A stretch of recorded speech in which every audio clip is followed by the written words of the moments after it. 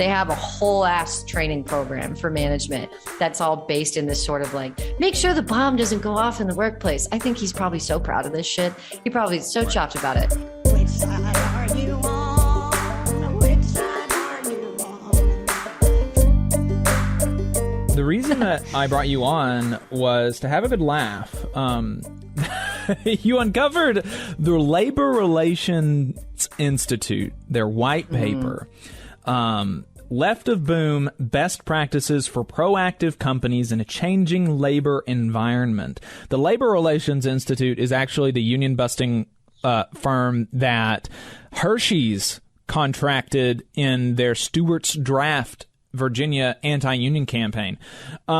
So, Mel, can you tell folks what is so interesting about this paper?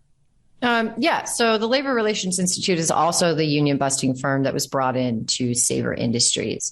They have also, I think, more famously, if you know what's been going on with the Collectivo Coffee Roasters union drive, the NLRB got involved because Labor Relations Institute, I think, was found to be doing some nefarious shit, really. And I think there was a formal complaint actually filed against them for some of the shit they were doing with the Collectivo Coffee Roasters, who I believe were successful in their union drive despite this. But if you look at the Labor Relations Institute website, all it is, the whole company essentially is meant to avoid unions in the workplace. You know, that is what they make their money on. And they've been in business for, they claim, for 40 years, they claim to have won 10,000 plus elections, which means there are no unions at those workplaces, 250,000 plus direct relationships preserved, right? And they have a series of white papers on their website that are publicly available. And one of them is filed under this folder that says, "What can your business learn from the Iraq War?" Which, God, it's absurd. It's absurd, right? And Left of Boom is this white paper that was written in 2010 by Philip Wilson, the president and general counsel of LRI. And the whole idea is that it uses this very heavy-handed sort of comparison of union organizers being Iraqi insurgents dropping an IED in the workplace. Wow. Yeah, it's there's a lot here. I don't recommend reading it if you like to keep your blood pressure below a certain level, because it's, to be quite frank, like, it's absurd, but also it's a little unsettling. The ways in which they view workplace organizers, especially, far beyond just the idea of, okay, so we're not terrorist insurgents in the workplace. You know what I mean? That's yikes, because we all know how those are treated by the American empire. It is, as funny as it is a little scary that, we would even be tagged with that label. Well, it's really illuminating to kind of see how managers, bosses, company owners, and the folks at these union avoidance firms view workplace organizers. Whether you're a worker organizer or, you are a paid staff at a business union coming into a workplace, all of these things, they're like, yeah, you are part of this sort of insurgency. And individuals who want to, quote unquote, preserve the direct management relationship, i.e. not have a union in your workplace, you are members of the military that are tasked with rooting out these bomb makers and making sure that these bombs don't go off in the workplace. It's very freaky language, right? Yeah. And if you read this white paper, it's so annoying. It just makes me want to punch someone, I have to say, like, the class consciousness among the ruling class again and again is demonstrated. Like, I think we can all look at issues in terms of working class consciousness and our ability to conceive of ourselves as a class collectively. But the bosses, they don't have that problem. They are very conscious and seem to be pretty explicit in how they view us. This is class warfare. literally, they're using a war metaphor to talk about workplace organizing and combating workplace organizing. They understand as much as we should understand that this is class warfare from the top down, and the white paper itself has, it's very illuminating to see how they would step into potential workplace organizing campaigns and try and figure out ways to disrupt it. Perhaps this is good information for anyone who would like to see how a boss fight would go down in the workplace, However, there are some parts of this that just make me laugh. Like on the first page, what is this page? Yeah, the first page. There's this footnote. The obligatory, I would like to thank so-and-so, thank our troops who are in the Middle East, which is, I think, hilarious. This paper is dedicated to the thousands of men and women around the world who put their lives at risk for their country every single day. Like there's like an obligatory thank the troops footnote in this white paper, goodness. Which is hilarious to me. It's also hilarious that the vast majority of the research done for this white paper came from a series of Washington Post articles and conversations with family members who are in the military, apparently. Yeah, just great. So how much of the paper is like, if most of it is done from talking to the families of military members, like how, and skimming Washington Post articles. I mean, how do they connect that to, like, what is actually the connection between anti-U.S. Iraqi insurgents and union organizers? There's a military strategy that he talks about. The military created the Joint Improvised Explosive Device Defeat Organization, which is apparently an organization that spends all of its time rooting out potential instances where a military convoy could hit an IED. So essentially what they're doing is not only are they trying to avoid these situations from happening in the first place, like making sure that these folks aren't, getting blown up on their way to a different city in Iraq. They're trying to find the bomb maker. They're trying to find the parts that make the bomb. They're trying to be proactive in the way that they do this type of research and working. And so what he's doing is he's kind of drawing this into this is Philip Wilson, the Labor Relations Institute CEO. What he's doing is he's trying to draw a comparison to how you can find the quote unquote bomb maker before you get to the point where a bomb goes off in the workplace. And he calls it left of boom or right of boom. And the techniques that we are most familiar with in the workplace in terms of union avoidance coming in would be called right of boom in this white paper. So we're talking about captive audience meetings. We're talking about showing a video about union cards, pointing people to websites that quote unquote educate employees about unions, right? All of the anti-union propaganda that ends up in the workplace as a union drive is happening. He calls the firewall defense the right of boom strategy, right? The left of boom strategy means that we want to make sure that the workplace is structured in such a way that there is no moment where workers feel like they have a space to organize. And it's very weird strategies that he talks about. The biggest one is essentially creating a culture in the workplace where managers have the ability to essentially surveil their employees and stop anyone from potentially organizing their workplace in the first place. And he does this whole thing where it's like, make sure the workplace is a great place to work so that there is no like grading event that would cause a union drive to kick off, because oftentimes that's what happens. You have a grievance, the grievance isn't addressed properly, whether it's because the management is assholes or, a pay raise is disproportionate for what's going on or whatever. They talk about how like you want to make sure that your workplace is full of employees that are satisfied. But if you read between the lines, what they're doing actually is creating a culture where individuals who are perhaps charismatic talk to their their fellow workers very often, create these spaces where they could potentially be a worker organizer in a campaign in the future. They don't have the chance to get a foothold amongst the rest of the employees, essentially. So you're training management to see chinks in the armor, essentially, right? To make sure that these union drives or organizing drives don't happen. you look for them constantly. And what that looks like is surveilling your employees, creating a company culture where employees can surveil each other and report back to management about potential union activity that's happening.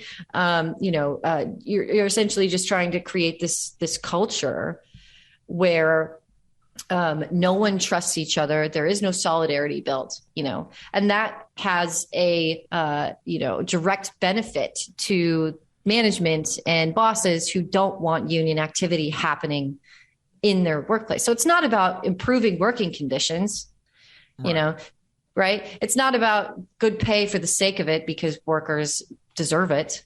They're entitled to it. It's not about good workplace conditions where these things are a part of the culture because it benefits the worker. It's so that there's no, none of those things happen in the workplace, according to this white paper, right? It's very insidious, right? We could talk shit on this because it's fucking absurd. You know what I mean? But at the same time, like what's happening, in these conversations is that you are essentially surveilling your employees to make sure that there is no union activity that happens. And that is like insidious shit that's going on here, Yeah. So what are the, creating a culture where solidarity is difficult to build? Like what does that, what is the advice basically that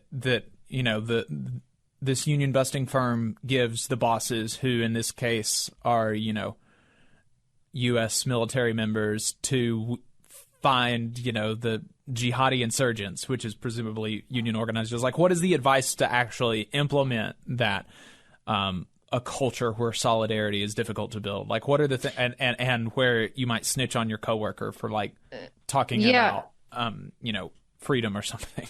Yeah, there's a bunch of different things that they have, like 5 different strategies that they outline as being left of boom strategies. So the biggest ones that I took away from, you create this culture where employee engagement is based on sort of building what they call a promoter sort of culture. So you create a culture where your employees are active promoters of your organization and where you are stressing projects and engagements that increase the number of employees who are promoters. So instead of people talking shit about their job, you create a culture where they don't talk shit about their job, essentially, so that they can bring in more individuals who are interested about that. There's also employee survey research, which I consider to be surveilling your employees. And what you're doing is you are identifying what they call key nodes in the informal communication network. So this is where the surveillance happens, right? So it's a structured interview process where you're identifying key influencers among employees, not only people who would potentially begin to agitate for workplace organizing, but also people who would be able to do the sort of counterinsurgency that you want to do in a workplace. And you influence those individuals to make sure that they are promoting the positive company culture, right? These are also the same sort of people who would then become folks who could snitch on your coworkers, essentially, if that shit were happening,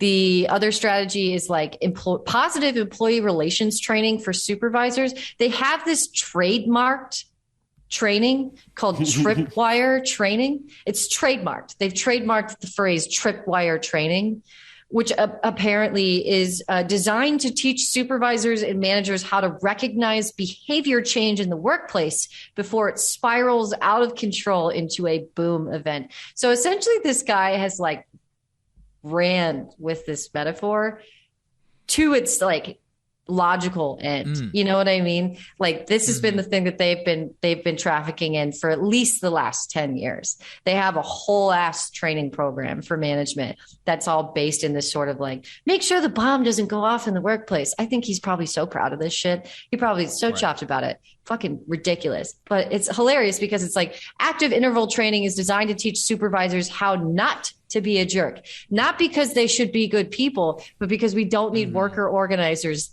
using that as a way to organize a fucking union campaign in a One of the things I see in here that's repeated over and over is about direct relationship.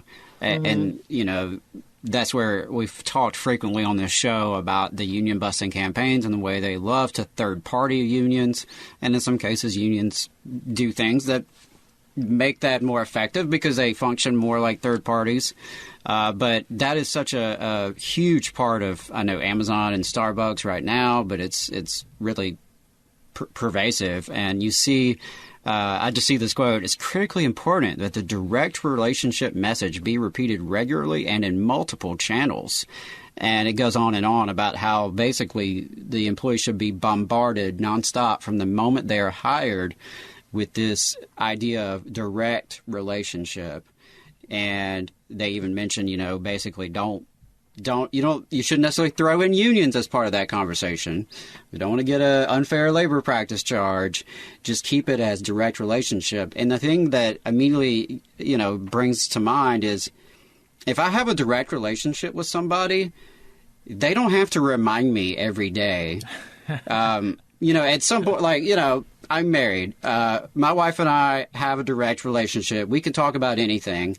And yeah, we'll still remind each other, like, hey, you know, you can come talk to me about whatever. But it's something we know because it's true. And that's the funny thing about it is you're trying to convince people of things that are not so.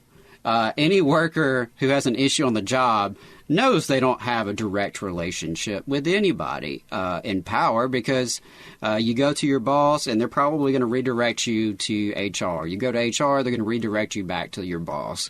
And you just get stuck in this, you know, cycle. Mm-hmm. And that's assuming they just don't offhand dismiss you or retaliate against you from the jump, which is often what's going to happen. And so, you know, it's just it is pretty insidious. And what you mentioned earlier about the identifying people, like key people, you know, in a lot of ways they follow the union organizer playbook of mapping the workplace and identifying, you know, your strong supporters, your leaders, your you know, your in-betweens. They do a lot of the same thing from the opposite vantage point. Well, and you have to also remember that a lot of these independent consultants that LRI contracts in these workplaces are former union members. Like the independent consultant that was brought in for Sabre Industries, who conducted an incredible amount of captive audience meetings across 3 shifts every week for like, I don't know, 2 months, 3 months while this union drive was happening. He uses that as you know, I listen to these captive audience meeting recordings. I have like a couple of hours of them, which I, again, don't recommend listening to if you like your blood pressure to stay at a certain level. You know what I mean? These workers had the patience of saints because I would have just stood up and slapped the shit out of this man. He's like, I'm a former Teamster, you know, I was in a union, and that's like a huge part of it where they're like, I worked with this union and I found that the union wasn't worth it for me, you know, and then they got into private consulting because companies will pay you really good money to do that shit, to be essentially a class trader. You know what I mean? Yeah. We brought that up earlier on the show. Actually, it's funny that you mentioned that. We talked about folks who flip from union office or union staff and end up in management, you know, or end up at the HR, you know, department across the table from you. I mean, there's just so much cachet there. Like, this isn't just union management, union buster, but I mean, no, like, you have a certain level of like cachet as somebody who has changed, right? So I mean, that's how like Dave Rubin got to be, you know, a big celebrity on the right, is because he was like, I'm a gay lefty, but man, the lefties are super crazy. That's how, you know, that's like, there's a certain amount of cachet that you get for switching sides, and it's all the more, you know, I think it's even more effective when, you know, union members or union organizers, you know, become class traders and go to the dark side and try to help the boss steal money from workers. You get a certain sense of authority, especially if you're walking into a workplace where only a small section of people actually understand how unions work. You know, it's an uphill you're battle. Like, oh, well, I've never been in a union. I don't know anything. And here's this person who was He was a union organizer. There's this person who is walking a razor thin line, because what he says in these meetings could, if he says the wrong thing, is going to be considered, like stepping across the NLRA's line, which is, they don't want it to be illegal. So they say, we're here to educate you. We're here to talk about the facts about unions, right? And it's manipulative language. So, and when people push back in these meetings, I was listening to these captive audience recordings, there are, worker organizers who are saying, this doesn't make sense, because what you're talking about is you're saying this third party is coming in and they're not going to have your best interests. You don't have a say. And, these workers are like, what do you mean? The union is us. Like, this is us. Like, we are the ones who are doing these negotiations. What are you talking about? And like these union busting consultants are saying, well, I'm just here to tell you, this is all, these are just the facts about unions. This is what's going to happen. And when you have these happen every week, they take out, an hour and a half of your shift every week to talk about the same shit over and over and over. Eventually, you either get scared because they go straight for scare tactics every time, or you get tired and you say, all right, fine, I'll vote no. Can I go back to work now? Like, they just wear these folks down. And that's what happened at Sabre. They had enough of these meetings. They talked to enough of these people who were just, who walked off the job because of bad pay. Management gave everyone raises right after it because people walked off the job and shut down the plant for a weekend. You know what I mean? And then they spent 4 months, 5 months just saying, no, we'll do it. It'll be fine. We'll work on this. We'll work on this. And eventually the union election failed, which is unfortunate because, talking to those workers, like they tried to bring a union to that plant specifically 3 times now. Third time. In the last 2 years, 3 years, 4 years, one of the worker organizers who I talked to, when he came into the company, they were in the midst of a union drive. So apparently conditions have not changed at all, right, to the point where they're doing this multiple times, and like the same company gets brought in every time because they've had success keeping a union out of that plant for however many years they've been trying to do it, and it's manipulative, and it's just. Obviously, it has some effect, or they wouldn't continue to do it. Now, right. I mean, we've seen how it can be defeated at Starbucks and at Amazon most recently, but it's just like TV commercials. At some point, they seep into your brain, or they wouldn't spend the billions that they do on advertising. It may not work every time. It may not work on every person, but they just throw it all against the wall to see what will stick. And they just need it to work on enough people. Right. Just enough to distract or to demoralize. It's pretty disturbing from the sense of the power dynamics at play, because this isn't like, a meeting at church and you can get up and walk out if you want to. This is work. Your livelihood is at stake, and the way you respond to these meetings, the way you behave yourself in these meetings, and what you may say, or, if you raise your hand and ask questions, all these things could really impact your ability to eat and have a house and feed your family and go to the doctor. And that's what makes them so insidious. As silly as some of the stuff is that they say, and some of it is like so obvious bullshit. But some of it has enough truth embedded in it where it can manipulate people, and like you said, a lot of it is just beating people down and demoralizing them to the point of being sick of the whole thing. Don't even want to. You're like, hey, I don't even want to hear about anything involving this anymore because I've been bombarded for so long, for so much, and it should not be legal. And Jacob, I know we're going to talk about the NLRB, news later in the show, and hopefully it will be outlawed because it sucks. Yeah. I really hope that is something that does the paper ever forward. Actually like? Oh, I'm sorry. Oh, I said I really hope that they do actually make it like illegal for these meetings to happen, because God. Your question, so though? does the Sorry. paper ever like make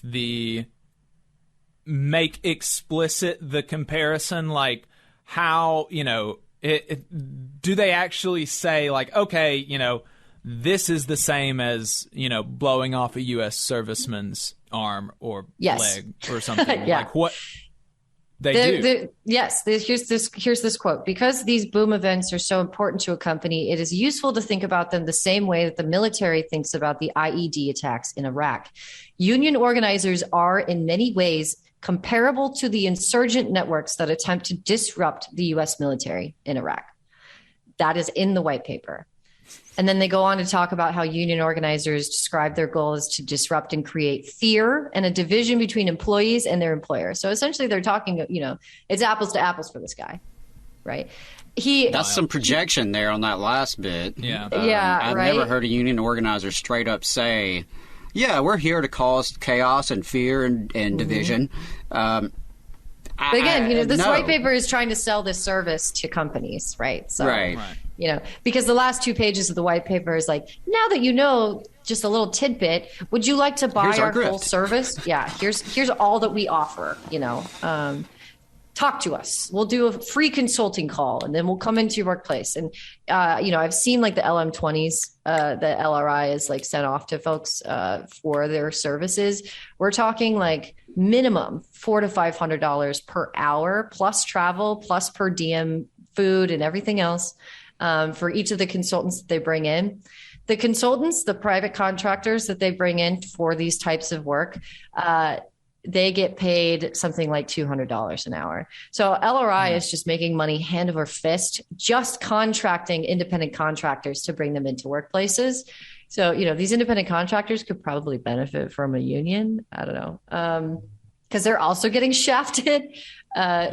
Truly. And this is what they do. They can boast 10,000 plus workplaces, avoided unions, because they are handing out shit like this and charging thousands of dollars per day over the course of 6 weeks to 6 months. That's wild. That's wild money. And if the big thing that bothers me, well, maybe this is just kind of hilarious, I suppose, but these companies spend so much money on these union avoidance firms, like way more money than, say, a raise for their workforce over the course of a year. Millions of dollars with Amazon. Seriously? Mm-hmm. Why? Because you didn't want to give up power in the workplace? What? It would have cost you less. It cost Kellogg's millions of dollars to keep people out on strike for 2 months, when the folks on strike were like, you could have paid for our raises like 5 times over at this point, Why? I mean, Warrior Met, they, if they wouldn't have, they've lost hundreds of millions of dollars, but they're still willing, their goal is to bust the union. And so they're willing to forego a lot of money to, have that power. It's wild to me. We're not asking for much in many of these situations, just asking to be treated like we have a shred of dignity and humanity left, and these companies don't care. Especially at places like Sabre, where it's run by, bought by private equity, and it's all about moving money and numbers in the right direction. The folks who make that money are the ones who are just an afterthought or a footnote, when you read white papers like this, so absurd. You just know, that like every other union busting company that comes into a workplace has probably got something very similar, some proprietary, these are insurgents. We are here to crush the insurgency in a workplace. You start to really think about like, okay, this really is class warfare.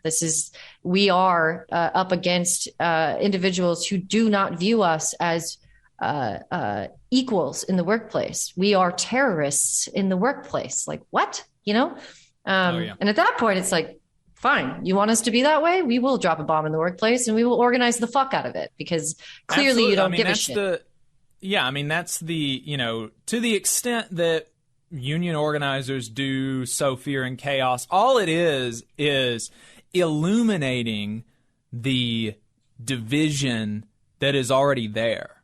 like illuminating the power dynamics and the hierarchies and the lack of control that you have. I mean, there is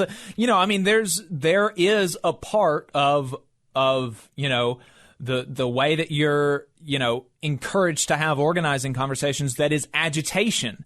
But agitation is not lying to people. Agitation is not creating chaos. It's not making situations out of whole cloth. It is pulling out from the worker that you're talking to their lived experience, pulling out for them, helping put in stark relief what is actually happening to them, and like help them understand why it's fucking bullshit.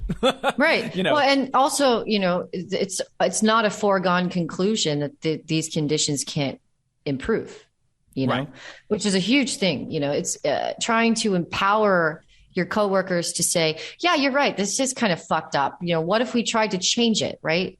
That conversation absolutely feels like, a bomb being dropped in the workplace, because you're shredding the veil that this, management or company culture that apparently is, very much strategic in the way that they construct it. Right. You're ripping that shit to shreds, and you're saying, hey, it doesn't have to be this way. Right. Let's do something to change that.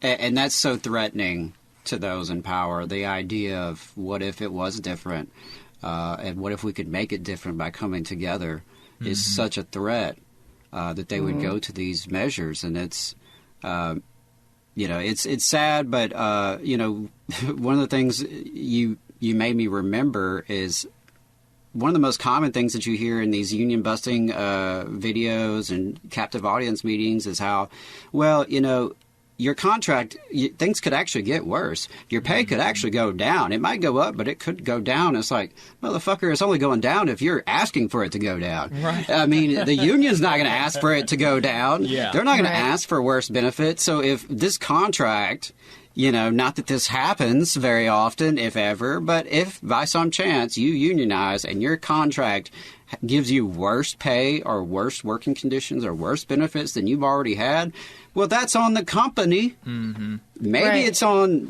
maybe you could have had a better negotiating team, or maybe you could have had a more engaged membership, or right. They're certainly not asking for less. Right. Yeah. Right. Clearly. And it's weird how they will sort of remove their own agency from this process. Like, it's just, this is just the natural order of things. It's like an abusive relationship. You made me do this, right? It's your fault. Yeah. Right? You hear that in organizing campaigns in academia all the time when grade strikes happen or things of that nature. It's like, you are disadvantaging your students, right? Who don't have a dog in this fight. It's your fault that your students aren't progressing forward because you're withholding grades, which is the only way to withhold work in academia. It's like, no, man, you're the one who, is doing this, right? Folks who lose their appointments and such, it's your fault because you went on strike. It's like, no, you're the one who's the arbiter of this, right? You're the one who makes this decision. It's not us, right? It's not the things that we do. We are just trying to find some space to be able to, improve our lives, because you are banking on the fact that we view our careers, our jobs as a vocation that we should put in free work for. And it's like, no, like, we don't want to be exploited in that way. No one wants to be exploited in that way. Job is a job. I should get paid for it, period. So. Yep. Mel, thanks for taking the time to join us. I appreciate it. Thanks for having me on. This was a great conversation. Yeah, we enjoyed it. Thanks again for having it, or for coming on. Being willing to come on and share, and best of luck with your book. Thank you. Appreciate it. I'll let you know when it comes out next year. Where can people find you? Yeah, you can find me mostly on Twitter at Cold Brewed Tool. It's a mouthful. I know. I don't know why I picked this handle a couple of years ago, but you can also find the podcast on Twitter at Morning Riot Pod. Those are going to be the best ways to reach me. There's a link tree in my personal Twitter account if you want to go to my Patreon or website or what have you. You can also find me at the Real News Network. I have a couple of articles there, many more to come, I'm sure, if I can get Max to keep accepting my pitches. Best way to reach me is there. My DMs are open. So if you hated what I said or you want to give me a compliment, feel free to send me a DM. So. All right. Awesome. Thanks, Mel. Appreciate it. Yeah, appreciate it.